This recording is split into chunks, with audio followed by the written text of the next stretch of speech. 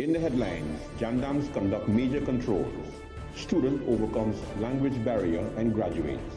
Minister of BSR signs historic agreement for after-hour doctor care.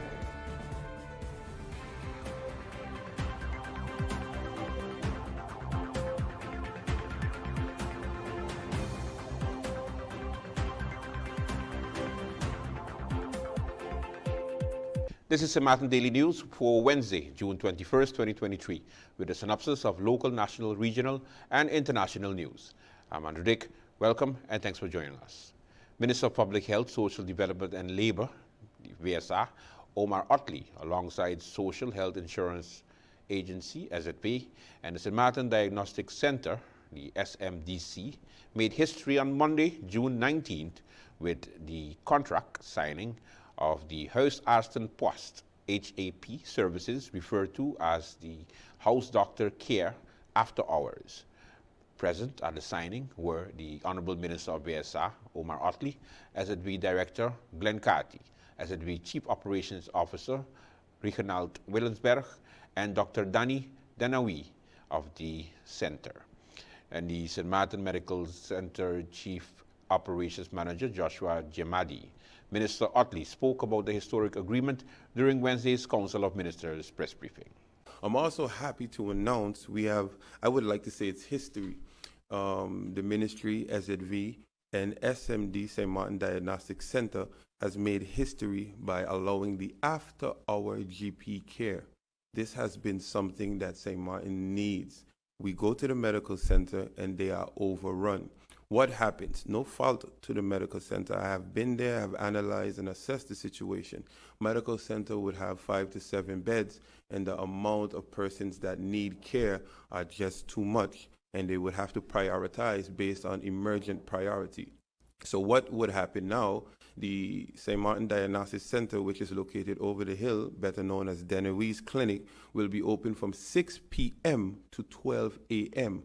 What this does is allow persons in the community of St. Martin for non-emergent urgent care, which is like no shot, no gun wound, no stab wound, but heart attacks, but stuff where you would see a GP's not feeling well, faintish, a broken finger, a broken toe, stuff that would take you to the emergency room and build up this weight. We will no longer have to deal with that because we have created another option. This will be a 6-month pilot to see how it goes. We hope that the public make use of it. Please, I would like to reiterate, it is non-emergent urgent care. It's for your basic needs. If you cannot wait to the next day to see your GP, you can see your GP between 6 p.m. and 12 a.m. I'm extremely happy. I'm also extremely happy to announce that the CALM has passed the legislation, allowed me the mandate to sign the MOU with the CIBG. This is the accreditation body that the ministry will now send evaluations from non-BIC registered doctors to be evaluated and be able to work in St. Martin. So now all of the stress for many years we have complained about us sending our people to Colombia and Santo Domingo and so forth, and these doctors not being able to work in St. Martin. This is finally the opportunity. Once they meet the requirements and the evaluation from the CIBG, they will be able to work in St. Martin. So now we are expanding our pool for medical professionals. You will no longer have to be BIC registered, but you would have to meet the qualifications at least of a BIC registration. The pilot project is set to start on July 1st this year and will last for 6 months. 21 Dr. Martin Luther King Jr. primary school pupils bade farewell to their primary school years during the festive graduation ceremony at the Dutch Quarter Community Center on Tuesday. Of the 21 graduates, 2 passed for the St. Dominic High School, 2 for the St. Martin Academy academic section, 4 for the English stream at the Milton Peters College, MBC, 8 for the Sundial School, 4 for the Preparatory Secondary Vocational Educational PSVE section of the St. Martin Academy, and 1 for the St. Martin Vocational Training School. Outstanding Achievement Awards were also presented to Malik Morrison for English, Idliska Backboard for Dutch, and Gernselson St. Hiltier for Math. Also receiving recognition were Jamari Augustus and Micaela Brooks for sportsmanship, Elisa Rodriguez Pipimentel and Latanya Arinel for outstanding behavior, Donia Arinel for most helpful, and Robinson Dell for most artistic.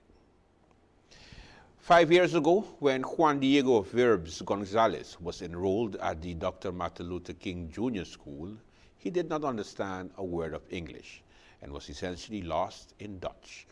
But not knowing these languages was no deterrent for this determined young man. Full of ambition and with relentless drive to succeed, Verbs Gonzalez burned the midnight oil, worked hard, even sacrificing breaks to learn while juggling extracurricular activities such as swimming and music. His efforts paid off on Tuesday when he graduated as the top student for his school in the foundation-based education, the FBE exit examinations, securing a spot at St. Dominic High School. In his moving address at the graduation ceremony held at the Dutch Quarter Community Center on Tuesday, the young Venezuelan native gave attendees a glimpse into his journey in his adopted home, St. Martin, and the sweet rewards of hard work. My parents made the difficult decision to accept a job offer from my father in the hope of giving my brother and me a better quality of life, one which was impossible to have in Venezuela. Political instability placed all of us in constant tension, making it very difficult to meet our daily needs. I vividly remember, as if it was yesterday, the joy I felt when I met my father at the airport. He had been here working for a year to support us and also diligently sorted out the requirements for our reunion. I got to hug and kiss my father after an entire year. You can't imagine the happiness I felt that day. A few months later, I was fortunate to be enrolled in the school as a first grader. At that time, it was difficult for me to communicate since I didn't understand a word of English, not even get started on Dutch, as it all started by itself. I had no idea how I was going to study or advance.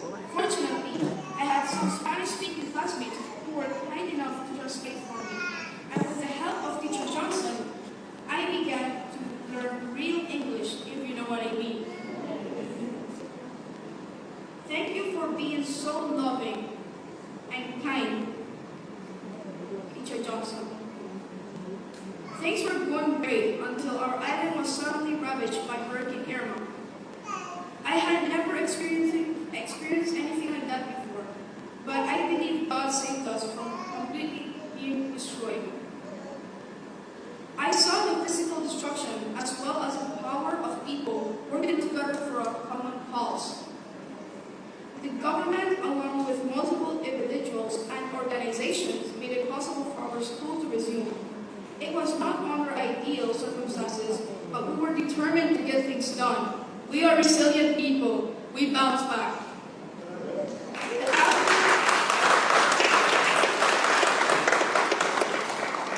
The after effects of Irma, for example, the inconvenience caused by leaking roofs, damaged materials, and mold interfered with our progress. Then came the global pandemic of COVID-19, the fear of death, the lockdowns, not being able to play with friends, wearing masks, and not being able to breathe properly or see each other's smiles have all hampered our development academically, socially, and emotionally. When we returned to school, everything was different. There were signs everywhere with some weird instructions, but we kept pushing forward. If that wasn't enough, our entire school had to be relocated because of mold and other issues. As the ambassador for class of 2023, I am just reminding us today that we have many good reasons to celebrate. God has been extremely good to us, and we should never forget it.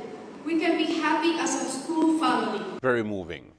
On Saturday, June 17, 2023, customs officers operating at the arrival hall of the Princess Juliana International Airport checked the incoming flight of the Caribbean Airlines from Jamaica While screening the luggage of the passenger from the flight with an X-ray equipment, the officer noticed an abnormal image on the screen. During the physical inspection of the luggage, the officers encountered 4 metal objects. The officers drilled a hole in one of the metal objects and found that it was filled with a white substance, which they recognized as pure cocaine. All 4 objects were subsequently cut open and found to contain cocaine for a total of 1,631 kilos contraband, and the luggage of the suspect was confiscated. A 30-year-old Nigerian-born male suspect with the initials GEE, bearer of a St. Kitts and Nevis nationality passport, was arrested and questioned by the customs officers. The suspect remains in custody as the investigation continues. Customs will continue with the intensified controls at the borders. This brings us to our first break. When we come back, more St. Martin Daily News.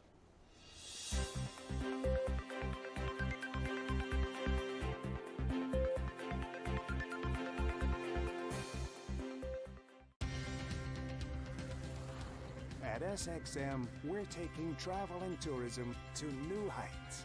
Here we boast spacious check-in areas, 10 passport control points, comfortable departure lounges, and finally, there's an airport in the Caribbean that takes your travel plans as seriously as you do. Princess Juliana International Airport.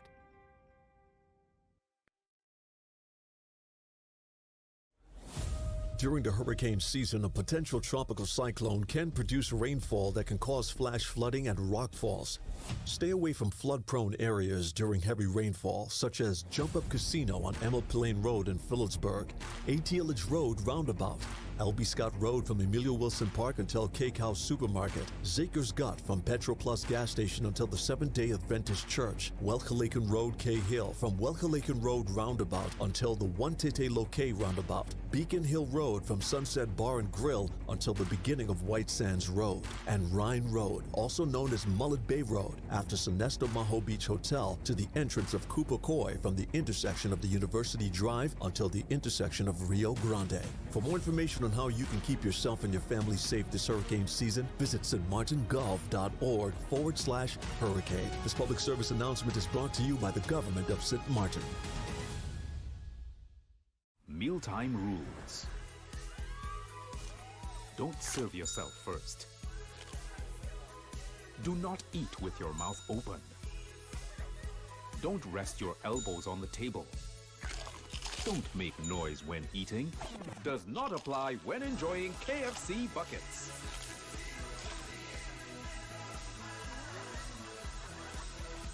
When we bucket together, we are as we really are.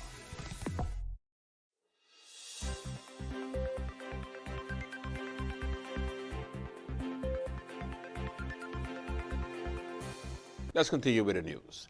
Prime Minister of St. Martin, Sylvia Jacobs, is calling on residents and the business community to remain vigilant and monitor local weather reports from the Met Department of St. Martin in connection with Tropical Storm Brett.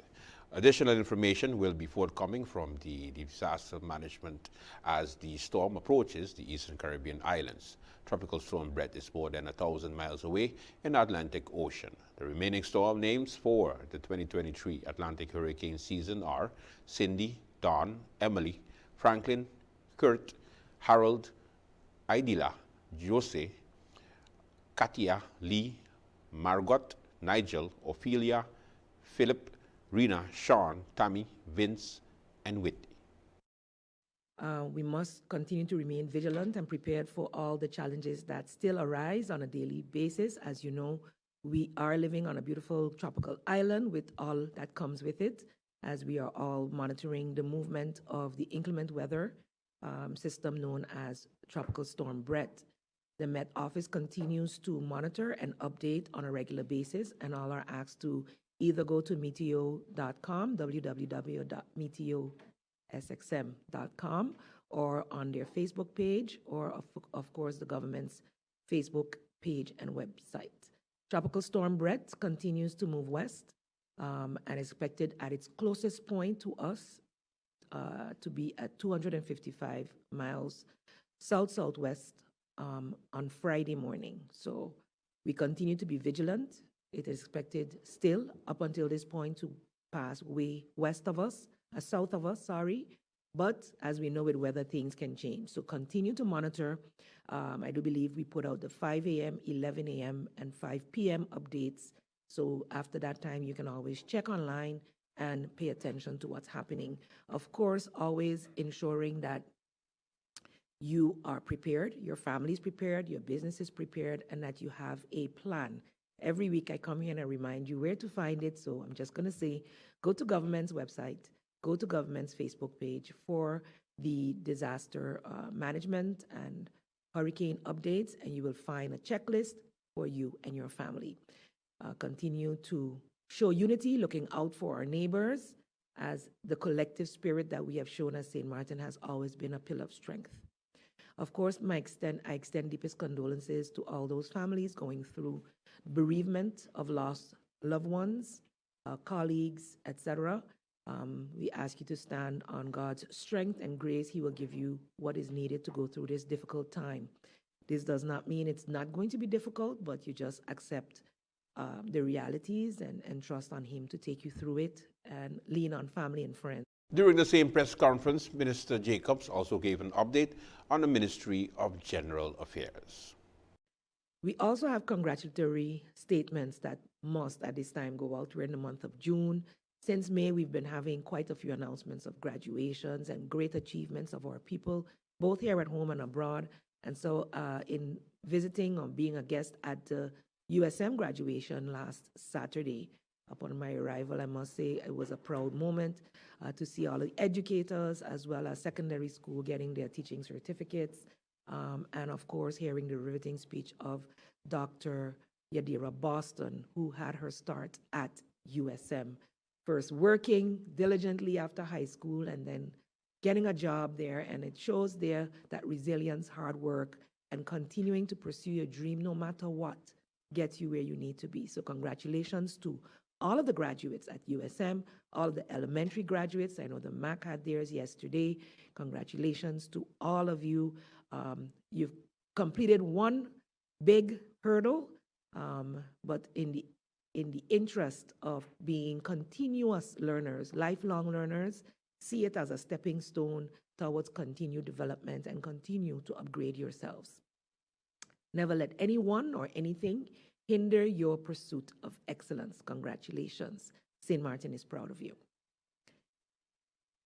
Just a reminder that Civil Registry is currently still going through the cleaning of their system, so do ensure that your registrations are up to date and that it's not just for bureaucracy, but for your best will, your identity, and legal standing within our community. I did put out a couple of press statements on my travel to the Netherlands, but I must highlight that though the main goal in going was to meet with our French and deal with the agreements that had been worked on diligently over the past years, I was able to take the time to meet with several ministers, the Minister of Health, your colleague, Minister, to also, most of the conversations centered around slavery past and what comes after the comma, as well as our finances, how St. Martin is doing. Everybody was really interested in that, and how these different ministries can assist us in seeing their relations. So the Minister of Health was very, very open to looking at what programs and projects to collaborate with our colleagues here within the Caribbean part of the kingdom to ensure that the health effects that Minister just spoke about, those non-communicable diseases, that we can clearly link that we as Caribbean people and Black people in general have a higher incidence of based on our slavery past, based on what we ate, etc. So they recognize and acknowledge that and look forward to working with us.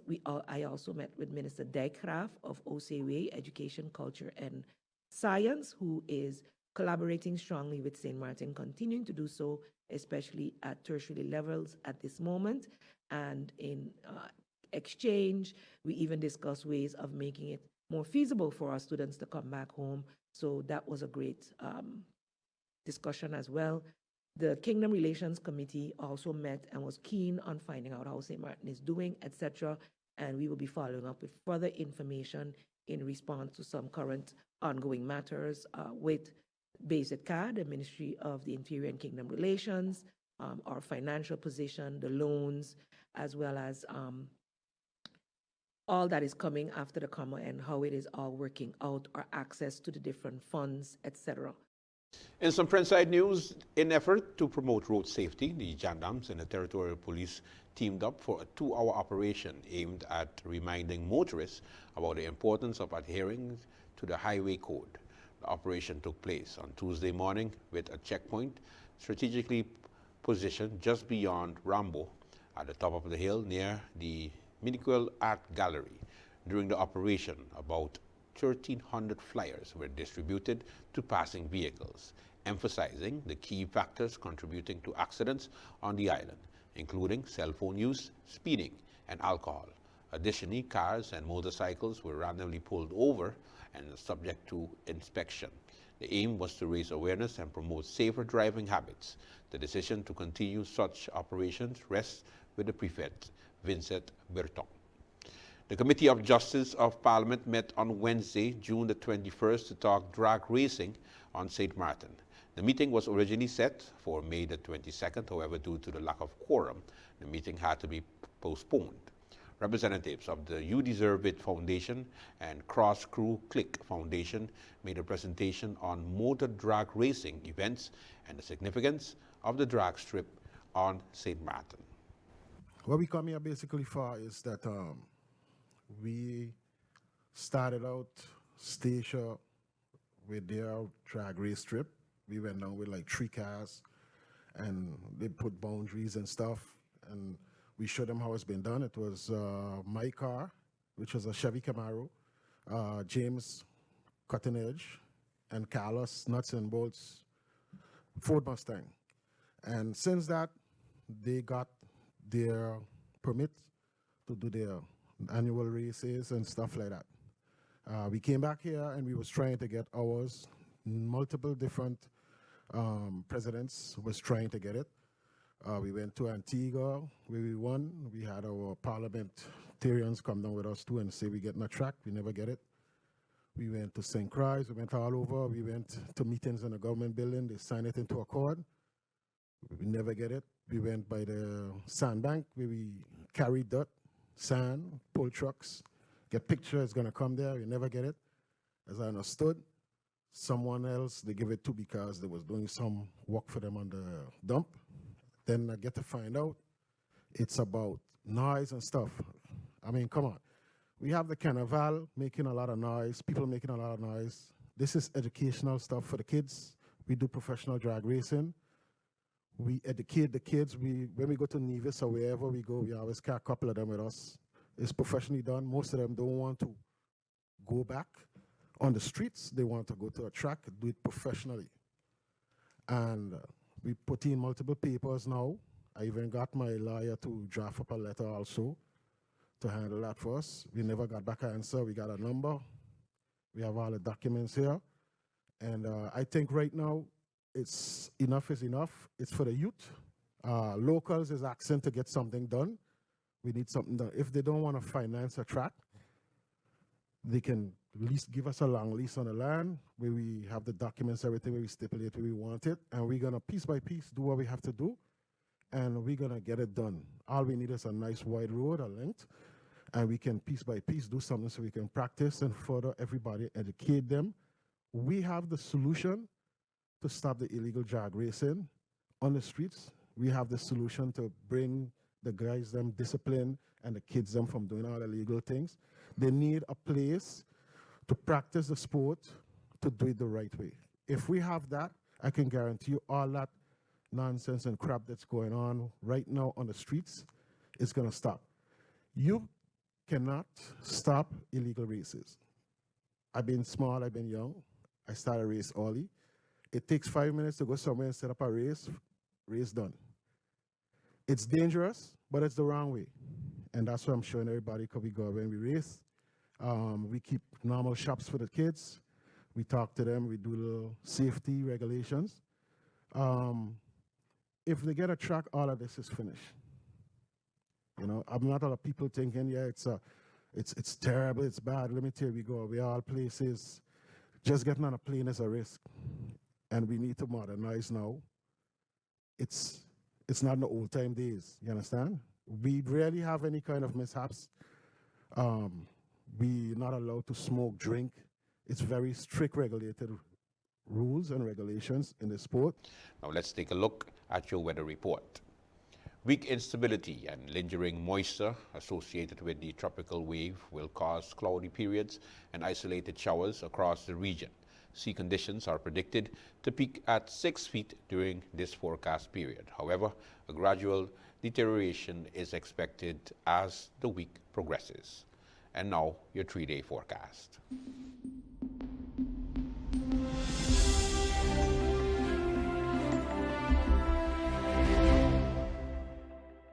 You're watching St. Martin Daily News. When we come back, more.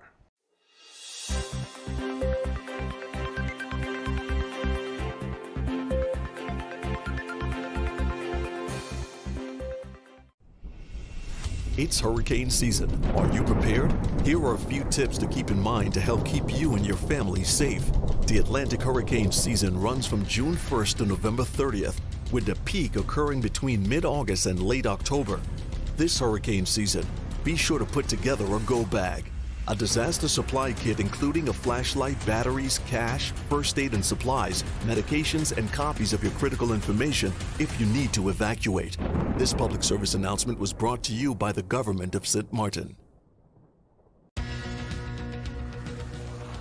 At SXM, we're taking travel and tourism to new heights. Here we boast spacious check-in areas, 10 passport control points, comfortable departure lounges, and finally, there's an airport in the Caribbean that takes your travel plans as seriously as you do. Princess Juliana International Airport.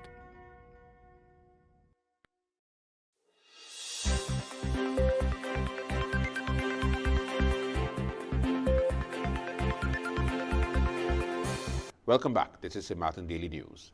Rescuers are intensifying their efforts to locate a tourist submersible that disappeared while exploring the Titanic wreck in the North Atlantic.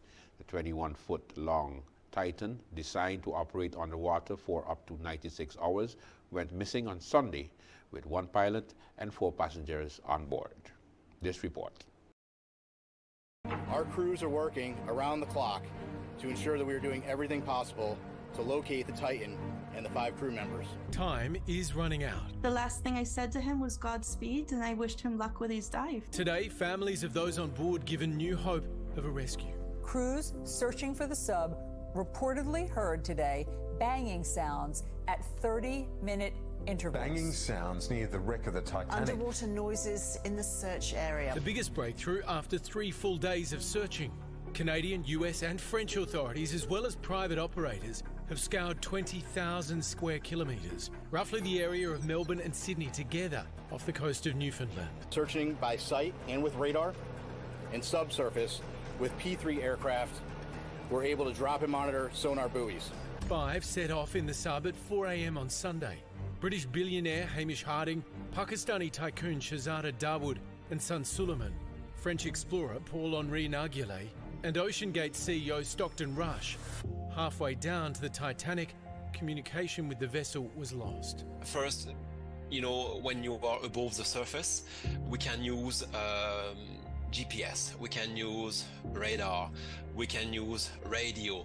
There is nothing like that we can use below the sea. Honestly, it's finding a needle in a haystack. The sub is designed to automatically resurface after 24 hours. But those on board are bolted in, and as explained by Rush himself, its controls are basic. We run the sub with this game controller. It's basically a Sony PlayStation style controller. 2 former OceanGate employees had lodged concerns about the vessel's safety 5 years ago. Its ability to go so deep, one of the major factors hindering search efforts. If your submersibles can find this sub, is there any way to retrieve it and save the people on board? We have a group of our nation's best experts in the Unified Command, and if we get to that point, those experts will be looking at what the next course of action. With that, we conclude St. Martin Daily News broadcast for Wednesday, June 21st, 2023. I'm Andrew Dick. On behalf of all of us at St. Martin Daily News team, we do thank you for watching. Happy Hum Day.